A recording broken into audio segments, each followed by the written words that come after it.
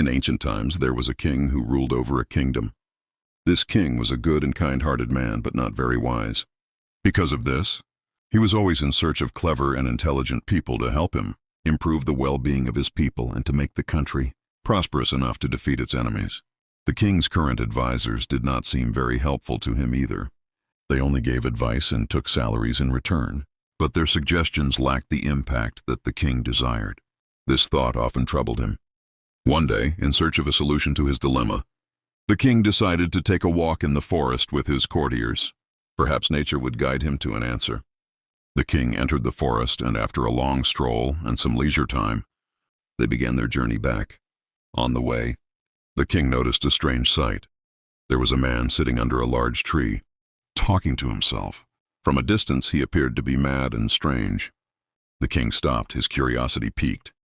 He wondered whether this man was mad or perhaps a genius lost in his own world. Driven by curiosity, the king and his courtiers approached the man and started a conversation with him. The man appeared half mad, but there was an unusual charisma in his words. The king gently asked, "Oh, young man, are you mad talking to yourself?" The man, smiling, replied, "You are the one who is mad, and your entire kingdom too. I am perfectly fine. I just want to clear this forest and build magnificent palaces here, and I shall become the king of those palaces." There was an unusual confidence and boldness in his words, something that seemed beyond the capacity of an ordinary mad person. The king and his courtiers were stunned by the response. It was a statement that either a madman or a bold genius would make. After a moment of silence, the king consulted his courtiers about the man. Hidden greed among the courtiers quickly emerged, and they began whispering among themselves. Some feared that if this man became the king's special advisor, they would lose their importance. One courtier said that this person could potentially overpower them. Another dismissed the idea, saying that the man was half mad and could not be trusted. Despite these concerns, the courtiers advised the king to bring the man to the palace, thinking that if he was truly intelligent, he would be useful, and if not, they could get rid of him later. The king, following his courtiers' advice, agreed and persuaded the man to come with them. But as they were on their way to the palace, the man suddenly turned his horse in another direction, attempting to escape. The king and his courtiers chased after him and eventually managed to bring him back under control. Continuing their journey to the palace, when they reached the palace, a surprising scene awaited them. There was a large crowd cheering and congratulating the king. The king and his courtiers were astonished. They asked the crowd what the congratulations were for, and the people replied, "O king, on the path you took for the walk, a large enemy army was lying in wait, heavily armed. We thought you would never return." The king, astonished, realized that the man had saved his life by changing the route.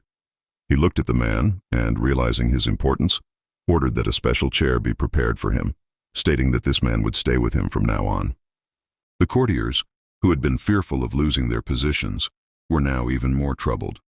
They secretly began to plot against the man, but the man remained calm. The king, on the other hand, understood the wisdom of the man who had saved him. He said, "This man is indeed more intelligent than any of you. If he hadn't been with me, none of you would have known about the enemy waiting for me on the path." The man smiled, realizing that the king had now acknowledged his wisdom. From that day on, the courtiers' jealousy grew, but despite their attempts to sabotage him, the man continued to rise in importance. His wisdom and loyalty won the hearts of the people, and the king even arranged for him to marry his daughter.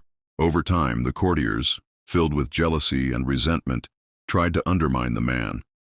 They even went so far as to conspire with a neighboring king to bring the current king into a war.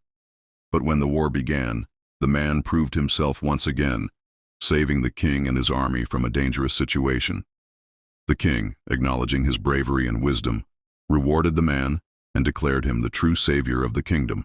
In the end, the courtiers' plans were foiled, and they realized that the man's rise was not due to luck, but because of his unique qualities that had been bestowed upon him by Allah.